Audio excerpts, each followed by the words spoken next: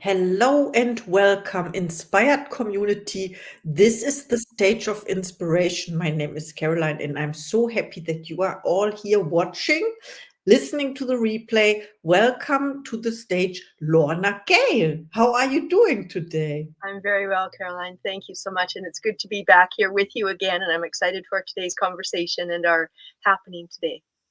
Oh, thank you so much for saying yes. And of course, I would love to introduce you to the audience.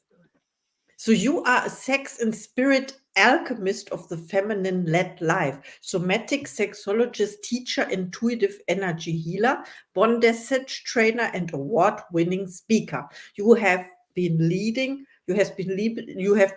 people on transformative journeys for over 25 years, catalyzing potent transformations in the lives of people so they can feel at home in their bodies and relationships, express themselves authentically, and experience sexual freedom and spiritual wholeness. This is so important. You will tell us more about that, of course. You are a poet, writer, and a frequent guest on podcasts and TV shows. Of course, you were a part of my Inspired podcast, and I still think back at that moment when we created magic and told the world about something they absolutely need to know. Yes, and I'm curious about your message of today. Please, the stage is yours, Lorna Gale. Thank you so much, Carrie. It is really wonderful to be here. And I am grateful to Caroline for this opportunity. A bit back, it's actually interesting. I know just before we came onto the recording, Caroline and I were speaking about her saying yes to spirit, to that divine prompting to get her podcast going, and to this event of One Voice in Many Hearts. And I think back 40 years ago when I sat. I grew up in a Christian religious home, and I sat as a young mom with my little 3-month-old baby in my arms. And there was a monthly gathering of people, and there was this woman on stage and speaking. She was very inspirational. And although I don't remember what she was speaking about, what I do remember was this awareness that came to me was, that's what I'm going to do someday. That's what I'm going to do. I'm going to be on stage and speaking and inspiring people. And 40 years later, there's this opportunity to, it's time. It's time to bring things forward, pardon me, my message. And at the time, 40 years ago, I had no idea what I would be speaking about. I just knew I'm going to be speaking. Well, here I am on stages, and I am speaking about sex. Certainly, I had no idea that I would be speaking about that. My background, in terms of my training, I am trained as a somatic sex educator through the Sexological Bodywork program, a professional training that I not only took, but I then went on to be the teacher of it for a few years, co-teaching it, and continue to practice that, a way of somatically supporting people, of really coming home to their bodies and to their sexuality. Interestingly, I had this opportunity years ago when I was teaching in the school system. My body started to shut me down.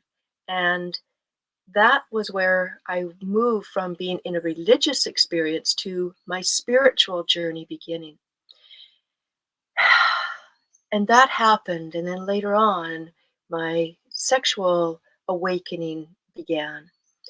And here I am today, really bringing together to you that which I and so many people that I work with and that I've spoken with have had the experience of feeling that somehow that sexuality and spirituality are separate. And I'm saying they are one and the same, and just different ways of experiencing who we are in our human experience as well as in our divinity. I'm just going to just pause and invite you to take a breath. Somatic means of the body, tapping into the body, and the wisdom is there and learning from the body. And sometimes I and many of us can seem disconnected from the body. So I'm going to invite each of you, whether you are here live or you are watching through the replay, to just go ahead and take a moment and breathe.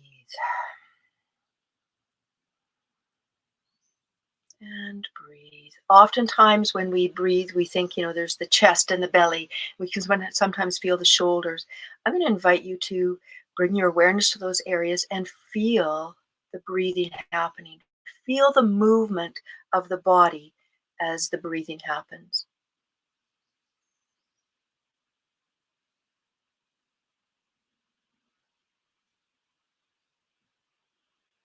And now I invite you to bring your awareness to the back of the body. Because often, again, when we think of breathing, we think of the front of the body.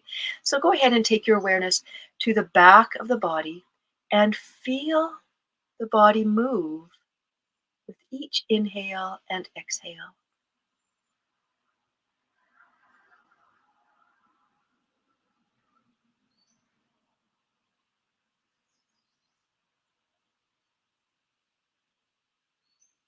And I talk about a body balloon, just like when you take up a balloon and you, and as you do that, the whole balloon starts to expand. And if I take off and let up the air, the body softens and contracts, gets a little bit smaller. So I'm going to invite you to bring your awareness again to the body. And as much as possible, allowing not only the torso, front and the back, and the sides. Hi, Craig, welcome.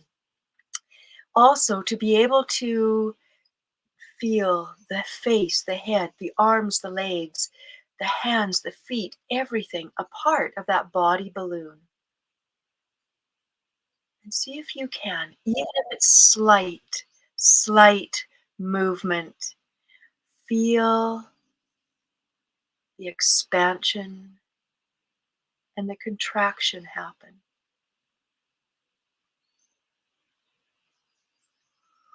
Front, back, top, bottom. And in my world, in this, where I am speaking of the sexual erotic realm of things, I'm inviting you as well to bring your awareness to the pelvic bowl, that of our hips, down into our pelvic floor, where the genitals are, where the perineum and the anus are, to allow that to be a part of the breathing, to feel that as a part of the body balloon.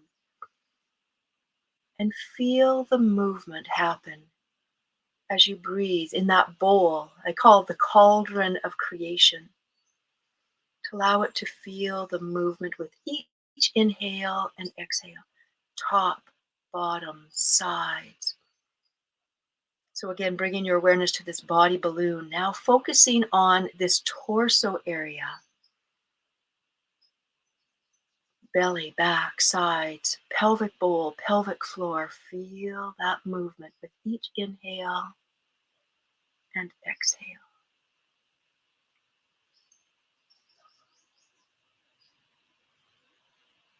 Now, why would I start my talk this way? Why would I spend so much time talking about this when I can be speaking about so many other things?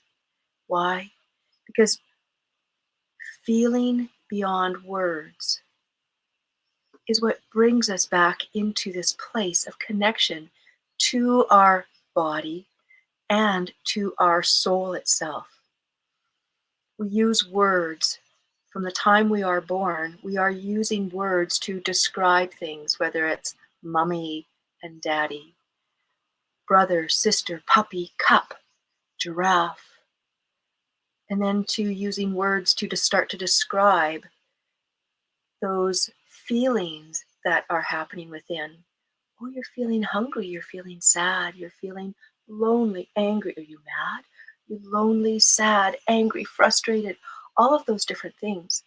And all that baby is feeling is just that sense within through the sensory systems.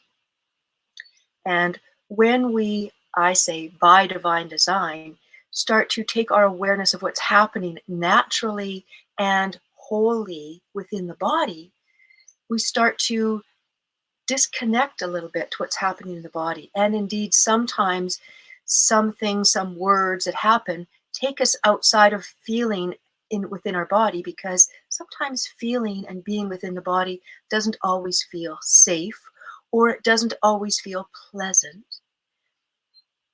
And I'm inviting you to feel at home in your body. And by breathing, by being able to truly, simply just breathe and notice what's happening, is a beautiful start and gateway to feeling everything that is wholly within, those raw sensations that are happening within. And instead of being afraid of them or feeling that they're too intense, it's actually, that's what starts to help us feel at home in our body. Now, Caroline did do her introduction of me, and thank you, Caroline, for that. I'm just going to take a drink of water here. I'm feeling that coolness going down. She mentioned that I am a sex and spirit alchemist of the feminine-led life, a somatic sexologist, an intuitive energy healer, a bondage trainer, a poet, a speaker, all of those things. And what I really love is the various things, like a diamond that has its multiple facets, that these different facets that I get to be and express in terms of speaking to you of that which is within me and that which is within you and that which is within our experience itself. My journey. I want to give you a little bit of a snapshot of how did I get to this place? Because as I mentioned, 40 years ago, when I was inspired with this awareness that one day I will be on stages and speaking, I had no idea at the time what I would speak about, and I certainly did not think or could not even fathom the idea that I would be speaking here about sex, about sexuality, and about spirituality, let alone both of them in the same talk. Being raised in a Christian home, a beautiful family, a wonderful supportive community. What I did do was recognize that the admonition and the teaching that I grew up with and that I adhered to of save yourself for marriage was not only about putting this aspect of our sexuality into a certain container, but it was also this message that I took on, and very deeply, that, if I'm supposed to save myself for marriage, that means that my body, my sexuality is not mine. It belongs to the husband. It belongs to the marriage. So this idea of exploring my body, exploring my sexuality was not even on my radar.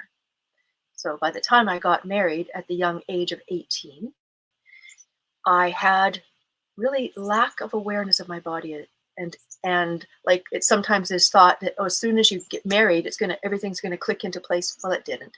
It didn't. My husband and I very frustrated because I didn't know about my body. He didn't know about my body. We explored, we tried to figure things out. And yes, there was much pleasure, but just quite not what was there, that I knew that there was so much more. I didn't know what it was, and I didn't know how to access it. I did realize, though, that I was very disconnected from my sexuality. And in my work over these last 15 years of working with people, whether it's women, men, couples, in retreat settings, working in the professional trainings, working with people that binary, there's not a sexuality attributed to, it's just kind of, I am a sexual erotic being.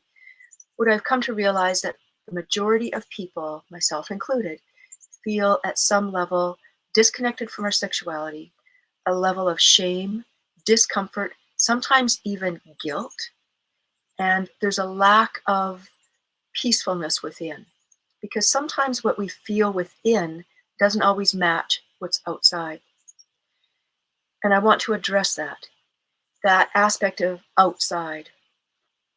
We have been taught to look outside of ourselves for partner, pleasure, permission, authority, looking at those ways of it's out there.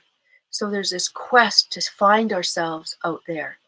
And I love what's happening in our world today. There's this awakening happening to say, no, come on back home. Come on back home here to this body and even more so to the soul that dwells within. And so I kept looking outside, and this sense of looking outside for a partner, looking outside for pleasure, permission, authority, takes us outside of really, truly trusting ourselves, listening to our bodies, because, well, somebody knows more than I, somebody knows better than I. I need someone to tell me what's right for me. And I'm saying, it's truly about, can we come home and listen to within? In my work, what I foundationally start with is looking at consent. And whether somebody is on their own or with a partner or partners, I say, let's start back at consent. Because interestingly, not, pardon me, often in a very loving and seemingly supportive way, as children even, our consent gets overridden. How? Well, I'm a grandma. I have six grandchildren that range from ages 21 all the way down to 6 years of age. And I've had opportunity, I've used this example, and as a grandma, I've been able to live this. And I'll tell you a little bit more. Here we go. Grandma comes to visit. She lives a long ways away. And it's time for her to go. Mommy, daddy say, come, little one, come and say goodbye to grandma. And little one is coloring or playing with a toy. It says, I don't want to. Come and say goodbye to grandma. Grandma's going to be gone for a long time. We won't see her for a long time. Mm-mm. You need to put down what you're doing. You can always come back to that. And grandma lives a long ways away. You won't see her for a long time. She'll feel sad. Look at grandma. Look at her. How sad she looks. And she's getting old. She lives a long ways away. She might die by the time you get a chance. You won't get a chance to say goodbye to her again. So, in that very quick and seemingly simple interaction, there are many things that have just happened there. And perhaps you, as I was doing that, picked up on them here, but also even more so here. That level of what that child is doing isn't important, and they need to put it down for the sake of someone else. That child was also shamed into not only what they were doing as being seeming to be more important, but there was a sense of guilt because, well, grandma's going, grandma is feeling bad. Look at grandma. And this aspect of a child being responsible for an adult well-being, I encourage you um, to never make that a child is responsible for your or another adult's well-being. And as we can come back into this way of from childhood starting to really reinforce that child's autonomy, that child's knowing within. And what I do in my work is I bring people back to, and I don't even have to go back into childhood. All I need to do is just start right here and find out, take them through different practices and exercises so that they can find out, what does consent feel like in their bodies. Practice it so that times when you've said yes, you actually meant no. And I'm not even just talking about in sexual environments and situations. I'm talking about day to day to day. This is this aspect of welcome, glad you're here. This is this aspect of day to day to day where consent, when we feel at home in our bodies, our voice is then representative of what's happening within. I'm going to invite you into this very, very moment, actually, because it's one thing to talk about things theoretically, but I want to be able to give you some practical things so that when you leave, those of you who are here live with us today, those of you who are watching the replay and re-watching the replay, because I want to be able to give lots of different things here. You kind of think, oh, wow, let's go back to that and practice it. So I'm going to invite you to just find where you are. You might be sitting, you might be standing, you might be laying down in bed, you might be reclining somewhere. I'm going to invite you just to go ahead and check into your body and find out, is there anything that you would want to change? Maybe adjusting something. Maybe if you've got long hair, it's kind of, you need to move it around. You might have a little bit of a crease in your pant leg, and it feels a little bit uncomfortable. Just tune into those things and go ahead and make those adjustments so that you can say, ah, yes, perfect. There's nothing that I would want to change. Just feels just right. Sort of that Goldilocks, right? Not too hot, not too cold, just right. So find that place within you that just feels just perfect. Now, a minute from now, it might change, and that's okay. But in this moment, this is what it is. Now, interestingly, sometimes we have these pieces that come through our mind, these thoughts that zip in, that say, well, it's uncomfortable, but it's only going to be for a little bit longer, or I can put up with it, or it's not that big of a deal. Well, what will so and so think if I make the adjustments, because I just said I'm okay. What will they think? Those are all of the ways that we have been taught to override being true to ourselves. And that's where, when we talk about boundaries, that's where boundaries get overridden because we've never really come back to really honor them. Just like that little child.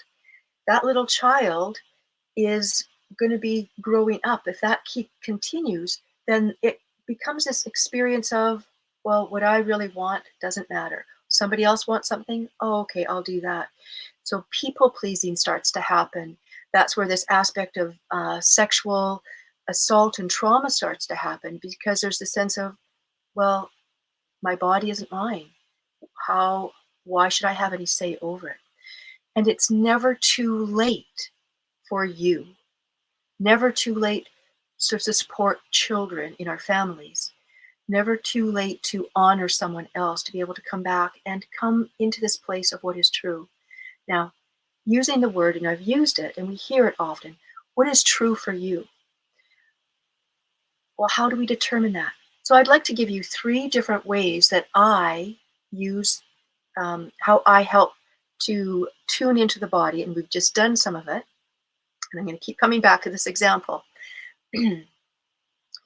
Is when you find on the couch or wherever you're sitting, standing, sitting, laying down, that place that's just there, anchor into that and feel that. If you need to make an adjustment, no matter how big or how small it is, make that adjustment.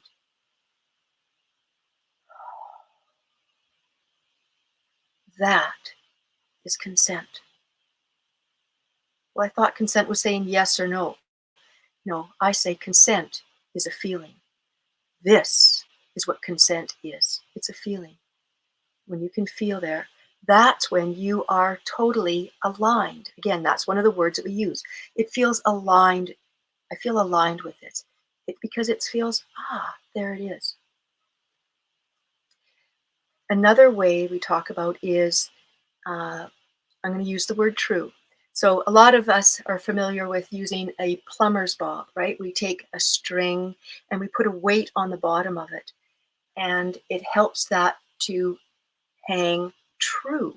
We make a line that is true, and maybe for hanging wallpaper or something, but we want a line that is not to the side, not over here, but it is true. And that's where I use the word true, because it is totally aligned within. Now I'm just going to get something, just one moment.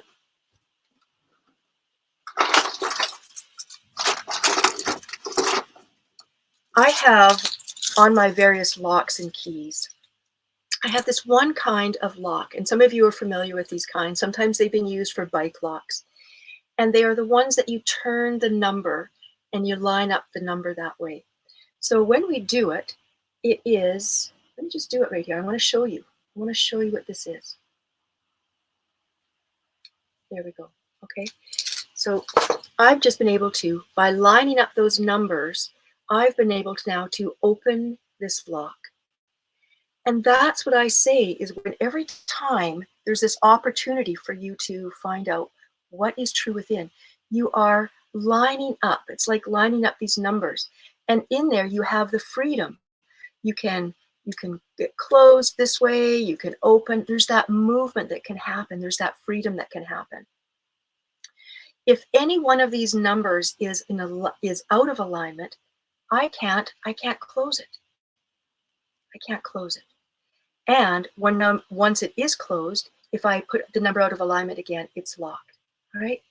So by putting that number into alignment, there's that freedom to happen. So I use that as an example for those times of, oh, okay, something's out. Oh, somebody feels like I should do that, but I don't really want to go to the show with somebody. I want to just stay home tonight. But I said yes when I meant no.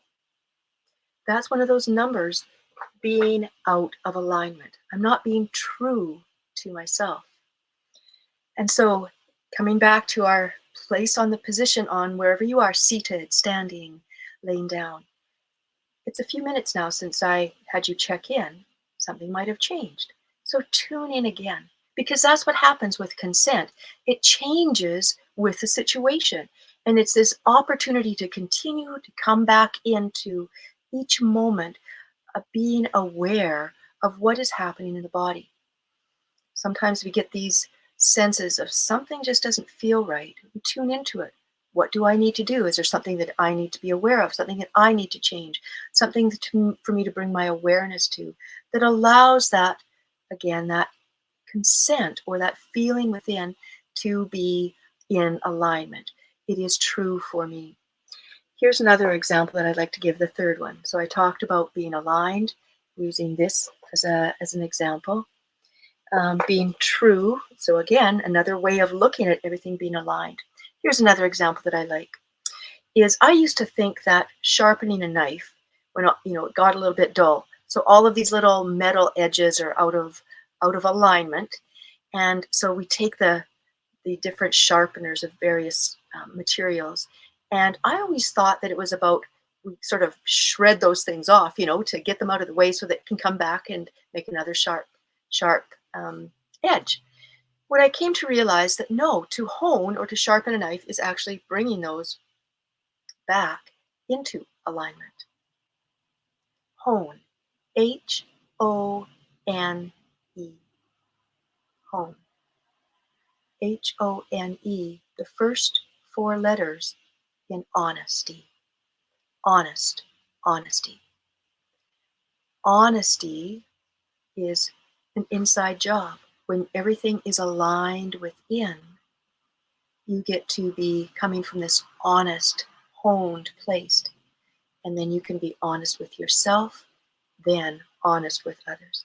But being honest is an inside job because you are then in alignment. You are true to you. So I want to leave those three pieces with you. So again, now tune into where you are, laying down, sitting down. See if there's any changes that you want to make so that you are just, because sometimes we get crinks and cracks in our body. We want to do that. Things change. We need to reposition. So go ahead and take a moment to do that.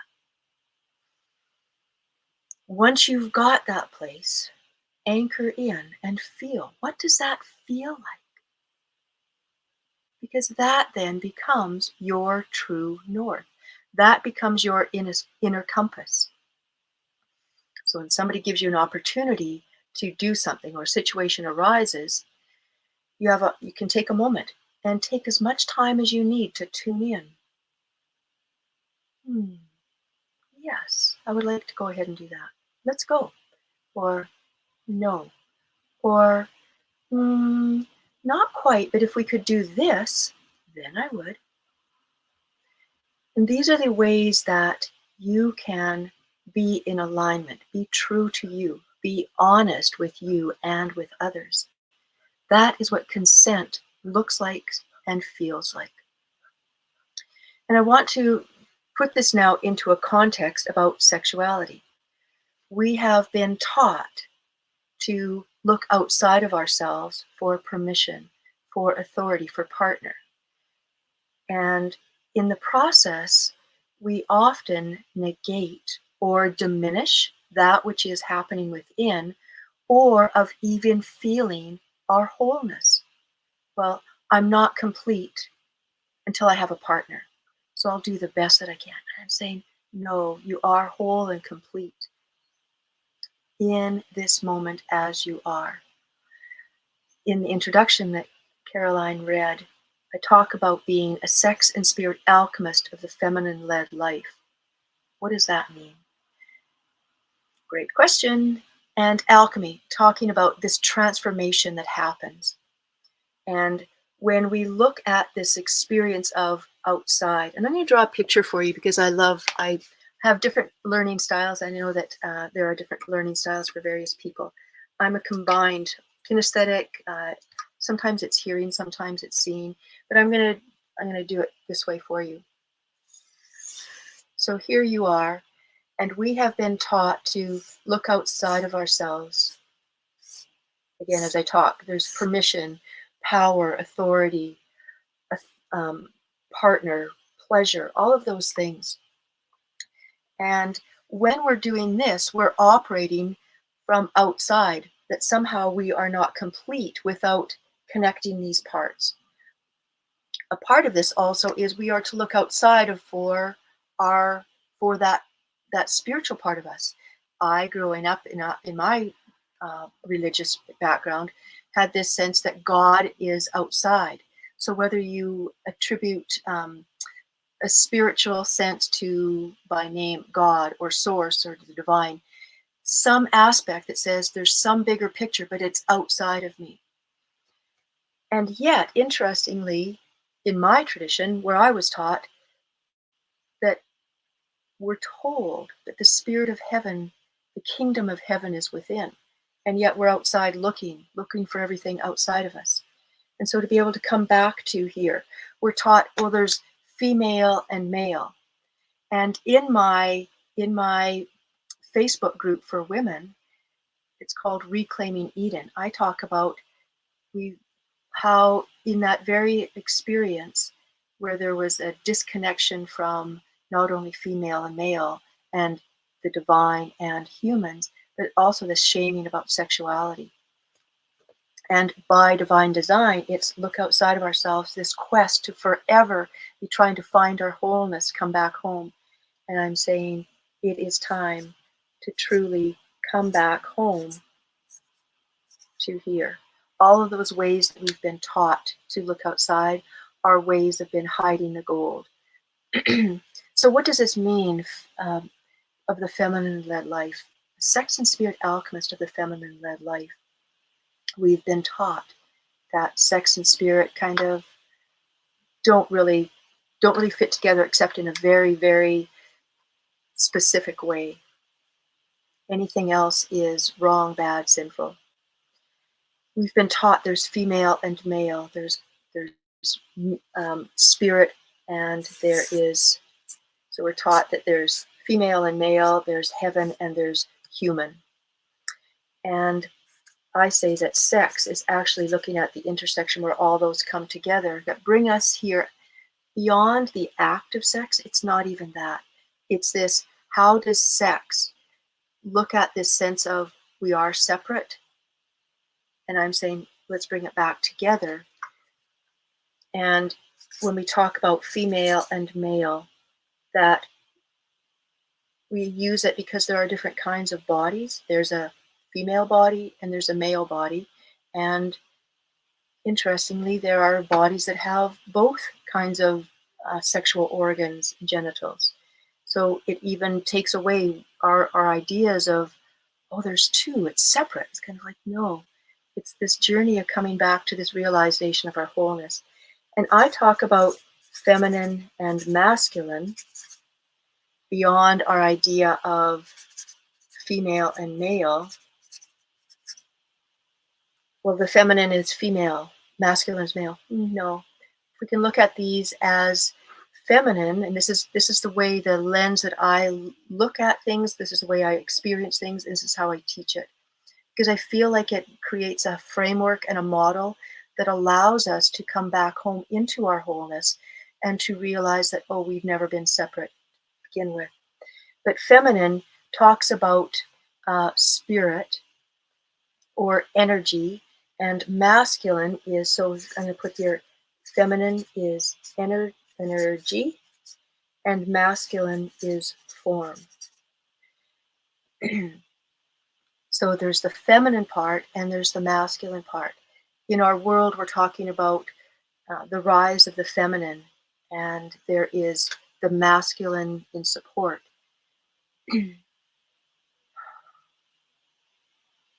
I say that women's empowerment and the feminine rising is more than just about women coming into their power and the acknowledgement of the many, many males who also in our world as we've experienced it, where the masculine seems to be over, and I'm saying it's a feminine arising is actually starting to bring an awareness to and a rightness to, not right and wrong, but a bringing it into a balance or into an upright position where the feminine is in a leadership and the masculine is in support of that. And you think, okay, well, I don't get why that is. Does that mean that there's women where there's women in charge? Well, that can be. That is one of the ways that it's a bringing up of things from out of the mirror. Because again, when we look in a mirror, we're actually seeing not what is. We see the opposite. So I say, let's look. We've been looking at and living in the mirror, looking outside of us. That's the mirror. What's it like when we start to bring things where the feminine is not over, but initiating, leading. And then the masculine has this place that says, now I know where I get to fit in. Now I know where I get to be in support of, rather than I don't know where to go. I'm just kind of lost. That feminine leadership is there, the masculine there, and it creates this place of harmony. And I call it homes of harmony, not just homes where the families are and there's the children and the parents, but I'm talking about homes of harmony. These homes are in harmony because there's not this sense of I'm missing part of me. I have this body, I need the other body part to come and make me whole. It's kind of like, no, we are whole within. There is the feminine and the masculine within. Within this aspect of looking at feminine and masculine, there are different attributes. Sometimes we talk about yin being feminine and masculine being yang. And yet, feminine has yin, masculine has yang. Feminine has yin and yang, masculine has yin and yang. The yin of the feminine, I'm just going to give just some attributes of it, but to create a sense of looking at things from a more holistic perspective, is that there is the feminine that is that nurturing, creative part. The yang of the feminine is the Kali, the destroyer, is no, change is necessary. We must have justice for all. The masculine, yang, is that part of that doing, that action, that protecting, that providing.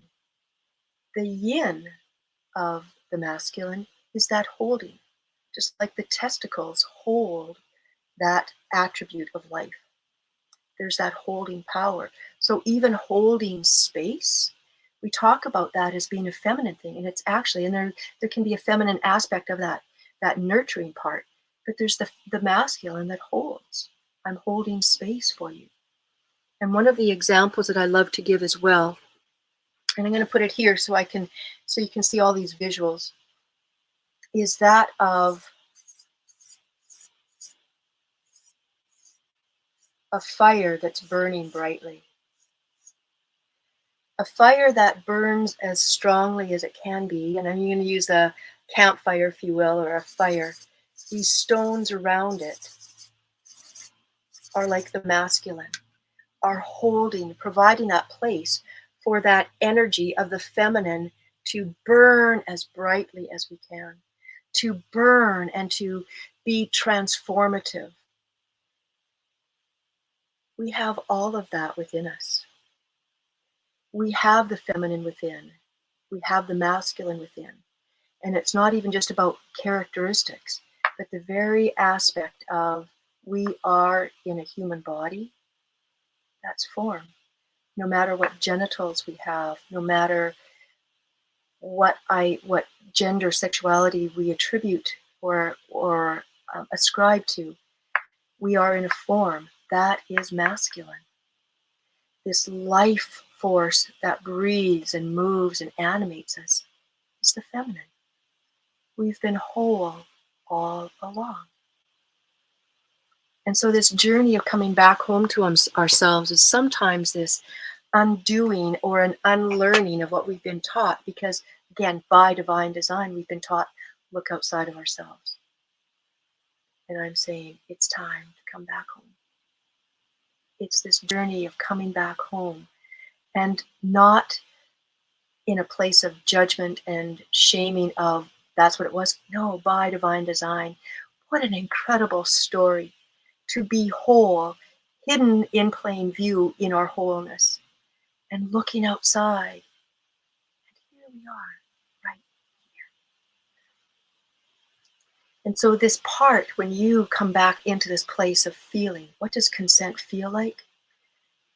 It is feeling beyond words, because you're tuning in. In that very moment, you are connected to your wholeness. You are feeling at home. You are feeling beyond words, because our wholeness doesn't need words. Our wholeness can express through words, but it doesn't need words to be. So I'm going to invite you just to take some moments again and just find out, is there anything else you want to get changed? Switch up, adjust. And beyond this time of our time together here, it's day to day to day.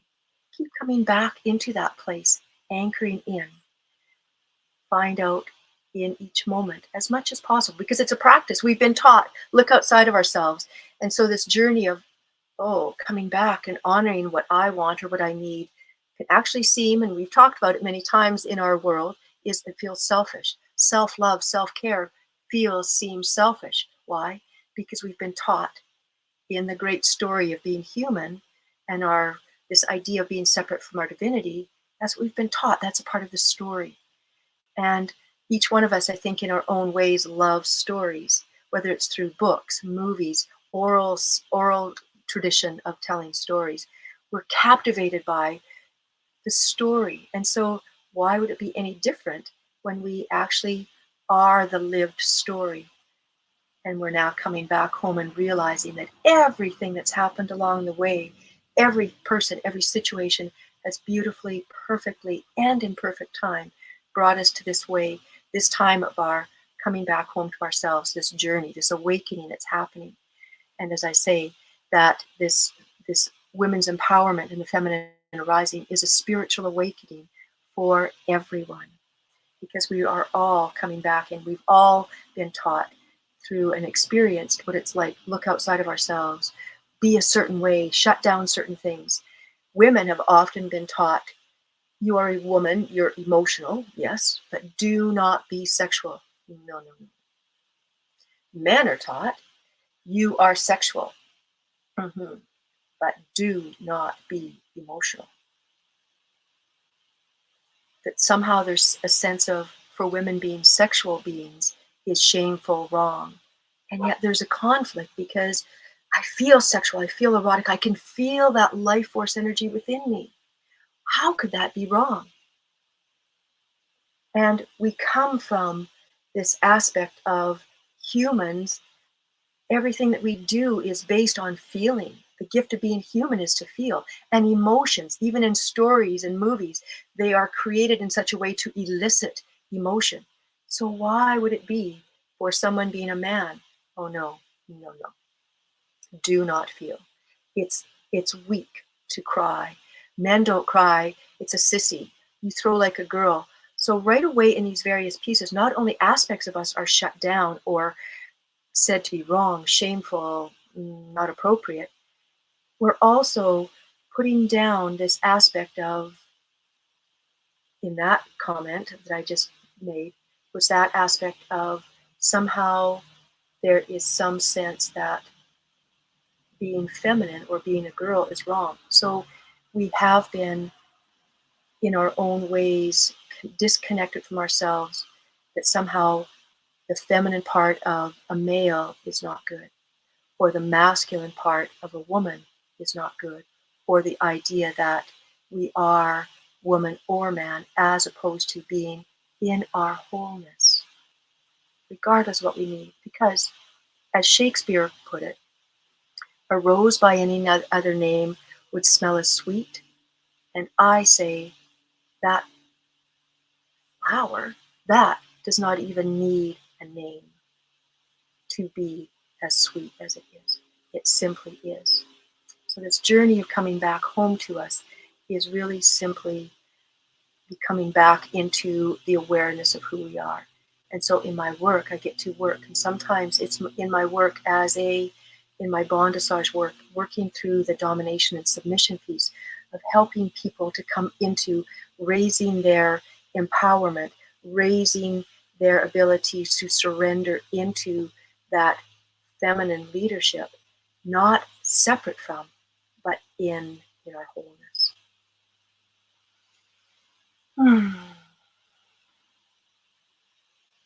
I invite you in these last few moments together, and you might have some questions. We're just going to, hi, Erin, welcome, glad you're here.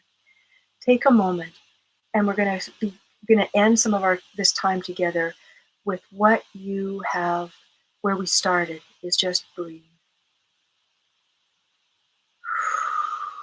There's a quote that has been central for me by Audre Lorde for these 15 years since my midlife sexual awakening. We tend to think of the erotic as a quick, tantalizing sexual arousal. I speak of the erotic as that deepest life force energy that moves us in a fundamental way. So I invite you to breathe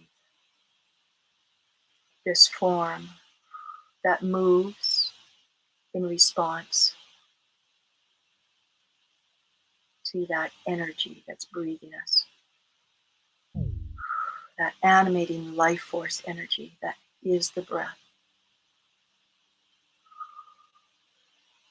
Very active breathing is testament to our wholeness because we are breathing and being breathed.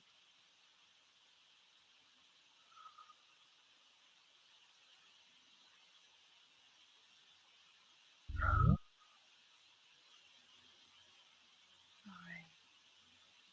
Thank you for this time. Caroline, I'm going to hand it to you. I'm not sure if there's any questions there.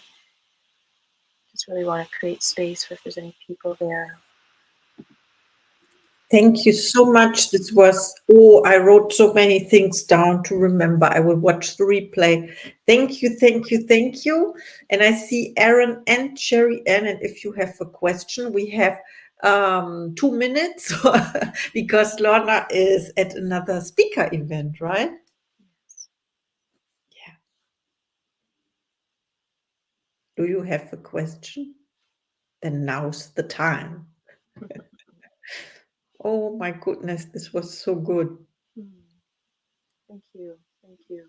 And I think, it's such a big part of just shifting our perspectives of where we're looking and how we're looking and what we're seeing. And I think I love that of, hidden in plain view. So many things are that, right? Sometimes it's the keys or the pencil behind our ears. And here it's our wholeness. And wow, what an amazing, amazing experience. So what a beautiful story we're living, being lived. Thank you so much. Aaron wrote in the chat he will check the replay. I know you joined later, like 5 minutes ago or so. Of course, the replay is amazing. A shift in perspective leads to a shift in direction. Yes, that is so true, Aaron. Thank you for being here with us. Cherry Ann, if you like to ask a question, Aaron. Kind of was going on and off, trying to join here, but that was the biggest takeaway was a shift in perspective leads to a shift in direction. It's very important to like monitor our inner dialogue. I talked about that many times before on here. And thank you, Caroline, for this amazing event. And it's just amazing hearing all these amazing speakers, amazing leaders, and just really helping us gain clarity on how to move forward in life, how to be more intentional and become better every day. Wow, thank you so much for sharing. This is amazing. And I think now it's time to come to an end because you have to go. Thank you so much for being here. I stop the recording now and I see you in the next stage event. Sounds good. Thanks, Caroline.